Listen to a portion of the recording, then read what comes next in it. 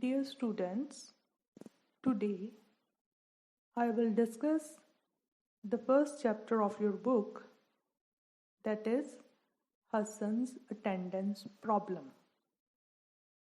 ਇਸ ਲੈਸਨ ਬਾਰੇ ਤੁਹਾਨੂੰ ਸ਼ਾਰਟ ਦੇ ਵਿੱਚ ਮੈਂ ਦੱਸਾਂਗੀ so that you can understand its content. Hassan's attendance problem was written by Mrs. Sudha Murthy. ਔਰ ਇਸ ਲੈਸਨ ਦੇ ਵਿੱਚ ਸੁਧਾ ਮੂਰਤੀ ਆਪਣੇ ਇੱਕ ਸਟੂਡੈਂਟ ਹਸਨ ਦੇ ਬਾਰੇ ਦੇ ਵਿੱਚ ਸਾਨੂੰ ਦੱਸਦੀ ਹੈ। She was teaching in a college at Bangalore and she was teaching masters in computer application. ਔਰ ਉਸ ਕਲਾਸ ਦੇ ਵਿੱਚ ਉਹ ਕਹਿੰਦੀ ਹੈ ਕਿ ਹਰ ਸਾਲ ਬਹੁਤ ਸਾਰੇ ਵਿਦਿਆਰਥੀ ਆਉਂਦੇ ਸੀ ਤੇ ਚਲੇ ਜਾਂਦੇ ਸੀ। ਕੁਝ ਕੁ ਵਿਦਿਆਰਥੀ ਉਹਨਾਂ ਦੇ ਟੀਚਰਸ ਦੇ ਮਨਾਂ ਦੇ ਵਿੱਚ ਕੋਈ ਛਾਪ ਛੱਡ ਦਿੰਦੇ ਨੇ। ਲੈਸਨ ਦੇ ਸ਼ੁਰੂ ਦੇ ਵਿੱਚ ਉਹ ਕਹਿੰਦੀ ਹੈ ਕਿ ਮੈਂ ਆਪਣੇ ਆਫਿਸ ਦੇ ਵਿੱਚ ਕੁਝ ਕੰਮ ਕਰ ਰਹੀ ਸੀ ਤਾਂ ਮੈਨੂੰ ਸੁਨੇਹਾ ਮਿਲਿਆ ਕਿ ਤੁਹਾਨੂੰ ਮਿਲਣ ਦੇ ਲਈ ਕੋਈ ਆਇਆ ਹੈ। So first of all, she said, I was very busy, so I didn't want to meet that person. ਪਰ ਜਦੋਂ ਇਨਸਿਸਟ ਕੀਤਾ ਗਿਆ ਤਾਂ ਕਹਿੰਦੀ ਮੈਂ ਉਹਨੂੰ ਕਿਹਾ ਥਾ ਕਿ ਤੁਸੀਂ ਮੈਨੂੰ ਦੁਪਹਿਰੇ 2 ਵਜੇ ਤੋਂ ਬਾਅਦ ਮਿਲਿਓ। ਸੋ ਜਦੋਂ ਅੰਦਰ ਉਹਨੂੰ ਮਿਲਣ ਲਈ ਉਹ ਵਿਅਕਤੀ ਆਇਆ ਤਾਂ ਉਹ ਕਹਿੰਦੀ ਕਿ ਉਹ 35 ਸਾਲ ਦਾ ਕੋਈ ਮਿਡਲ ਏਜਡ ਵਿਦ ਬਾਲਡ ਹੈਡ ਕਮਜ਼ੋਰ ਜਿਹਾ ਪੀਲਾ ਪਿਆ ਥੱਕਿਆ ਬੰਦਾ ਆਇਆ। ਆਫਿਸ ਦੇ ਵਿੱਚ ਉਹਦੇ ਨਾਲ ਗੱਲਬਾਤ ਸ਼ੁਰੂ ਹੋਈ ਤਾਂ ਉਹਨੇ ਦੱਸਿਆ ਕਿ ਮੈਮ ਸ਼ਾਇਦ ਤੁਸੀਂ ਮੈਨੂੰ ਪਛਾਣਿਆ ਨਹੀਂ। ਤਾਂ ਸੁਧਾ ਮੂਰਤੀ ਨੈਚੁਰਲੀ ਆ ਟੀਚਰ ਨੂੰ ਸਾਰੇ ਬੱਚੇ ਯਾਦ ਨਹੀਂ ਰਹਿੰਦੇ, ਪਰ ਜਦੋਂ ਉਸਨੇ ਉਹਨੂੰ ਯਾਦ ਕਰਵਾਇਆ ਕਿ ਮੈਂ ਤੁਹਾਡੀ ਕਲਾਸ ਦੇ ਵਿੱਚ ਅਕਸਰ ਐਬਸੈਂਟ ਰਹਿੰਦਾ ਸੀ ਤਾਂ ਸੁਧਾ ਮੂਰਤੀ ਨੇ ਕਿਹਾ ਕਿ ਉਹ ਹਸਨ ਤੂੰ? ਤਾਂ ਉਹਨੂੰ ਪੁੱਛਿਆ ਕਿ ਤੂੰ ਅੱਜ ਕੱਲ੍ਹ ਕੀ ਕਰਦਾ ਹੈ ਤਾਂ ਉਸਨੇ ਦੱਸਿਆ ਕਿ ਮੈਂ ਸਟੂਡੈਂਟਸ ਦੇ ਲਈ CD ਸੌਫਟਵੇਅਰ ਬਣਾਉਣਾ ਅਤੇ ਮੈਂ ਤੁਹਾਡੇ ਕੋਲ ਤਾਂ ਆਇਆ ਸੀ ਕਿ ਸ਼ਾਇਦ ਇਹ CD ਤੁਸੀਂ ਆਪਣੇ ਕਾਲਜ ਦੇ ਵਿੱਚ ਬੱਚਿਆਂ ਨੂੰ ਲੈਣ ਲਈ ਖਰੀਦਣ ਲਈ ਕਹੋ, ਜਿਹੜੀ ਕਿ ਫਿਜ਼ਿਕਸ ਕੈਮਿਸਟਰੀ ਦੀ ਸਟੱਡੀ ਦੇ ਲਈ ਮੈਂ ਬਣਾਈ ਹੈ। ਸੁਧਾ ਮੂਰਤੀ ਨੂੰ ਬੜੀ ਹੈਰਾਨੀ ਹੋਈ ਕਿਉਂਕਿ ਹਸਨ ਦੇ ਨਾਲ ਦੇ ਵਿਦਿਆਰਥੀ ਕਾਫੀ ਵਧੀਆ ਪੋਸਟਾਂ ਦੇ ਉੱਪਰ ਕੰਮ ਕਰ ਰਹੇ ਸੀ। ਤਾਂ ਕਹਿੰਦੀ ਮੈਨੂੰ ਉਸ ਨੂੰ ਵੇਖ ਕੇ ਹੈਰਾਨੀ ਹੋਈ ਕਿ ਉਹ ਅੱਜ ਗਲੀ ਗਲੀ CD ਵੇਚਣ ਵਾਲਾ ਬਣਿਆ ਹੋਇਆ ਹੈ। ਤਾਂ ਜਦੋਂ ਰਿਕਾਲ ਕਰਦੀ ਹੈ ਤਾਂ ਉਹਨੂੰ ਯਾਦ ਆਉਂਦਾ ਹੈ ਕਿ ਜਿਹੜਾ ਹਸਨ ਸੀ ਉਹ ਕਾਲਜ ਦੇ ਵਿੱਚ ਉਹਦੀ ਨਜ਼ਰ ਦੇ ਵਿੱਚ ਪਹਿਲਾਂ ਨਹੀਂ ਆਇਆ ਕਿਉਂਕਿ ਉਹ ਕਦੇ ਕਦੇ ਹੀ ਕਾਲਜ ਆਉਂਦਾ ਸੀ।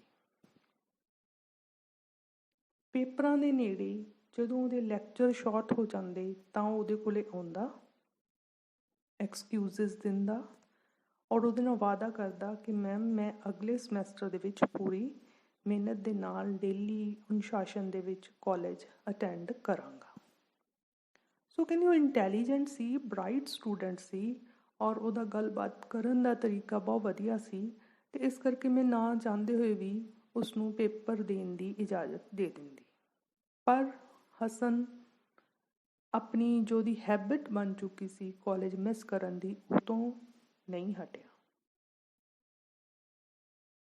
ਇੱਕ ਵਾਰ ਤੰਗ ਹੋ ਕੇ ਉਸਦੇ ਘਰਦਿਆਂ ਨੂੰ ਬੁਲਾਇਆ ਗਿਆ ਕਾਲਜ ਵੱਲੋਂ ਕਿ ਤੁਹਾਡਾ ਬੱਚਾ ਜਿਹੜਾ ਹੈ ਬੇਟਾ ਹੈ ਉਸ ਕਾਲਜ ਕਿਉਂ ਨਹੀਂ ਆਉਂਦਾ। ਸੋ ਸੁਧਾ ਮੂਰਤੀ ਦੱਸਦੀ ਹੈ ਕਿ ਉਹ that meeting with his parents was totally a fail, fruitless, ਕਿਉਂਕਿ ਮਦਰ ਐਂਡ ਫਾਦਰ ਉਹਦੇ ਦੋਵੇਂ ਇੱਕ ਦੂਸਰੇ ਨੂੰ ਬਲੇਮ ਕਰ ਰਹੇ ਸੀ ਉਹਦੀ ਇਸ ਅਨੁਸ਼ਾਸਨਹੀਨਤਾ ਲਈ ਜਾਂ ਉਹਦੀ ਇਸ ਆਦਤ ਦੇ ਲਈ। ਕਿਉਂਕਿ ਹਸਨ ਰਾਤ ਨੂੰ ਦੇਰ ਤੱਕ ਫ਼ੋਨ 'ਤੇ ਲੱਗਿਆ ਰਹਿੰਦਾ ਸੀ ਅਤੇ ਸੁਬਾਹ ਉਹ ਜਲਦੀ ਉੱਠ ਨਹੀਂ ਪਾਉਂਦਾ ਸੀ, ਇਸ ਲਈ ਡੇਲੀ ਉਹਦੀ ਕਲਾਸ ਮਿਸ ਹੁੰਦੀ ਸੀ। ਸੋ ਮਾਂ ਬਾਪ ਨੂੰ ਕਹਿਣ ਦਾ ਕੋਈ ਫਾਇਦਾ ਨਹੀਂ ਹੋਇਆ। ਤਾਂ ਇੱਦਾਂ ਸੁਧਾ ਮੂਰਤੀ ਦੱਸਦੇ ਨੇ ਕਿ ਆਖਿਰਕਾਰ ਉਹ ਉਸ ਮਾਸਟਰਸ ਕਲਾਸ ਦੇ ਵਿੱਚੋਂ ਪਾਸ ਹੋ ਕੇ ਚਲਾ ਗਿਆ ਔਰ ਮੈਂ ਉਸਨੂੰ ਭੁੱਲ ਭੁਲਾ ਗਈ।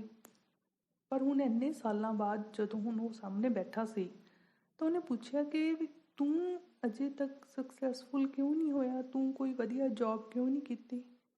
ਤਾਂ ਹਸਨ ਨੇ ਦੱਸਿਆ ਕਿ ਮੈਡਮ ਹਮੇਸ਼ਾ ਤੁਸੀਂ ਮੈਨੂੰ ਡੇਲੀ ਕਾਲਜ ਕਲਾਸਿਸ ਅਟੈਂਡ ਕਰਨ ਦੇ ਲਈ, ਆਪਣੀ ਲਾਈਫ ਨੂੰ ਡਿਸਿਪਲਨਡ ਕਰਨ ਦੇ ਲਈ ਦੱਸਦੇ ਰਹਿੰਦੇ ਸੀ, ਪਰ ਮੈਂ ਉਹ ਨਹੀਂ ਸੁਣਿਆ। ਮੇਰੀ ਇਹੀ ਆਦਤ ਅੱਗੇ ਵੀ ਜ਼ਿੰਦਗੀ ਦੇ ਵਿੱਚ ਬਣੀ ਰਹੀ। ਮੈਂ ਕੁਛ ਨੌਕਰੀਆਂ ਜੁਆਇਨ ਕੀਤੀਆਂ, ਪਰ ਨੌਕਰੀ ਦੇ ਵਿੱਚ ਵੀ ਮੈਂ ਲੇਟ ਜਾਣਾ ਜਾਂ ਮੇਰੀ ਜਿਹੜੀ ਉੱਥੇ ਜਾਣ ਦਾ ਤਰੀਕਾ ਸੀ ਉਹ ਇਹੀ ਬਣਿਆ ਰਿਹਾ ਕਿ ਕਦੇ ਚਲੇ ਗਏ ਕਦੇ ਨਹੀਂ। ਤਾਂ ਇਸ ਤਰ੍ਹਾਂ ਮੈਨੂੰ ਨੌਕਰੀਆਂ ਤੋਂ ਵੀ ਜਵਾਬ ਮਿਲਦਾ ਗਿਆ। ਤੰਗ ਆ ਕੇ ਮੇਰੇ ਮਾਂ ਬਾਪ ਨੇ, ਮੇਰੇ ਪਿਤਾ ਨੇ ਮੈਨੂੰ ਕਹਿ ਦਿੱਤਾ ਕਿ ਤੂੰ ਆਪਣਾ ਅਲੱਗ ਰਹਿਣਾ ਸ਼ੁਰੂ ਕਰ,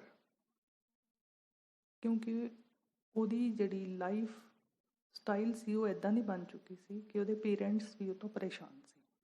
ਇਸ ਤਰੀਕੇ ਨਾਲ ਕਹਿੰਦਾ ਮੈਂ ਹੁਣ ਆਪਣੇ ਪੇਰੈਂਟਸ ਤੋਂ ਅਲੱਗ ਰਹਿ ਰਿਹਾ ਅਤੇ ਮੈਂ ਇੱਦਾਂ ਦੀ ਜ਼ਿੰਦਗੀ ਜਿਉ ਰਿਹਾ। ਮੈਨੂੰ ਪਤਾ ਹੈ ਕਿ ਮੇਰੇ ਨਾਲ ਦੇ ਮੇਰੇ ਤੋਂ ਬਹੁਤ ਅੱਗੇ ਲੰਘ ਗਏ ਨੇ। ਸੁਧਾ ਮੂਰਤੀ ਕਹਿੰਦੀ ਮੈਨੂੰ ਲੱਗਿਆ ਕਿ ਉਹ ਬਹੁਤ ਜ਼ਿਆਦਾ ਨਿਰਾਸ਼ ਹੋਇਆ ਪਿਆ, ਪਰ ਫਿਰ ਵੀ ਬੀਇੰਗ ਅ ਟੀਚਰ ਹਮੇਸ਼ਾ ਹੀ ਚਾਹੁੰਦਾ ਹੁੰਦਾ ਕਿ ਆਪਣੇ ਵਿਦਿਆਰਥੀ ਨੂੰ ਕੋਈ ਨਾ ਕੋਈ ਐਡਵਾਈਸ ਦੇਵੇ ਤਾਂ ਕਿ ਉਹਦੀ ਲਾਈਫ ਵਧੀਆ ਹੋਵੇ, ਜੇਕਰ ਕੋਈ ਪ੍ਰੋਬਲਮ ਹੈ ਤਾਂ ਉਹ ਸੋਲਵ ਹੋਵੇ। ਸੁਧਾ ਮੂਰਤੀ ਕਹਿੰਦੀ ਮੈਂ ਤੈਨੂੰ ਫਿਰ ਵੀ ਬੇਟੇ ਕਹਿੰਦੀ ਹਾਂ ਕਿ ਅਜੇ ਵੀ ਬਹੁਤ ਕੁਛ ਤੂੰ ਕਰ ਸਕਦਾ ਹੈ। ਤੇਰੀ ਜਿਹੜੀ ਸੁਭਾਅ ਦੇ ਵਿੱਚ ਇਹ ਅਨੁਸ਼ਾਸਨਹੀਨਤਾ ਆਈ ਹੋਈ ਹੈ, ਇਸ ਨੂੰ ਤੂੰ ਚੇਂਜ ਕਰ ਸਕਦਾ ਹੈ। ਹੈਬਿਟਸ ਬਦਲੀਆਂ ਜਾ ਸਕਦੀਆਂ ਨੇ, ਥੋੜ੍ਹਾ ਸਮਾਂ ਲੱਗਦਾ ਅਤੇ ਮੈਨੂੰ ਆਸ ਹੈ ਕਿ ਜੇਕਰ ਤੂੰ ਹੁਣ ਵੀ ਆਪਣੀ ਜ਼ਿੰਦਗੀ ਨੂੰ ਦੁਬਾਰੇ ਸ਼ੁਰੂ ਕਰਨਾ ਚਾਹਵੇਂ ਤਾਂ ਹੁਣ ਵੀ ਤੇਰੇ ਕੋਲ ਬਹੁਤ ਸਮਾਂ ਹੈ ਕਿ ਤੂੰ ਕੁਝ ਪ੍ਰਾਪਤ ਕਰ ਲਏਗਾ। ਡੁੱਲੇ ਵੇਰਾਂ ਦਾ ਅਜੇ ਕੁਛ ਨਹੀਂ ਵਿਗੜਿਆ। ਸੋ ਕਹਿੰਦੀ ਮੈਂ ਉਸਨੂੰ ਪੂਰਾ ਆਪਣੇ ਵੱਲੋਂ ਮੋਟੀਵੇਟ ਕੀਤਾ ਔਰ ਉਹਨੇ ਵੀ ਮੇਰੇ ਨਾਲ ਵਾਅਦਾ ਕੀਤਾ ਕਿ ਮੈਮ ਮੈਂ ਹੁਣ ਤੁਹਾਡੀ ਗੱਲ ਪੂਰੀ ਤਰ੍ਹਾਂ ਮੰਨਾਂਗਾ ਅਤੇ ਅਗਲੀ ਵਾਰ ਜਦੋਂ ਮਿਲਾਂਗਾ ਤਾਂ ਮੈਂ ਇੱਕ ਵਧੀਆ ਸਫਲ ਇਨਸਾਨ ਬਣ ਕੇ ਤੁਹਾਡੇ ਸਾਹਮਣੇ ਆਵਾਂਗਾ।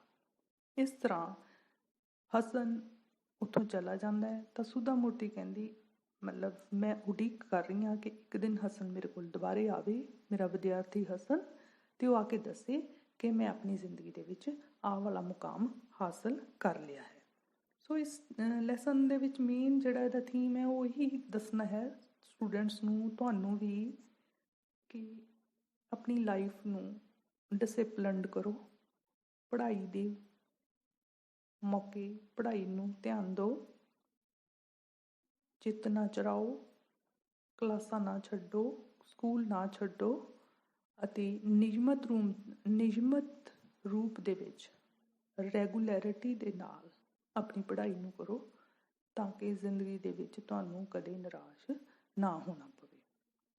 ਦ ਵੈਲਿਊ ਆਫ ਡਿਸਿਪਲਨ ਇਸ ਲੈਸਨ ਦੇ ਵਿੱਚ ਦੱਸੀ ਗਈ ਹੈ ਔਰ ਸਟੂਡੈਂਟ ਦੀ ਲਾਈਫ ਕਿੱਦਾਂ ਦੀ ਹੋਣੀ ਚਾਹੀਦੀ ਹੈ ਤਾਂ ਕਿ ਉਹ ਉਸ ਪੜ੍ਹਾਈ ਦੇ ਆਧਾਰ 'ਤੇ ਆਪਣੀ ਜ਼ਿੰਦਗੀ ਦੇ ਵਿੱਚ ਕੋਈ ਮੁਕਾਮ ਹਾਸਲ ਕਰ ਸਕੇ।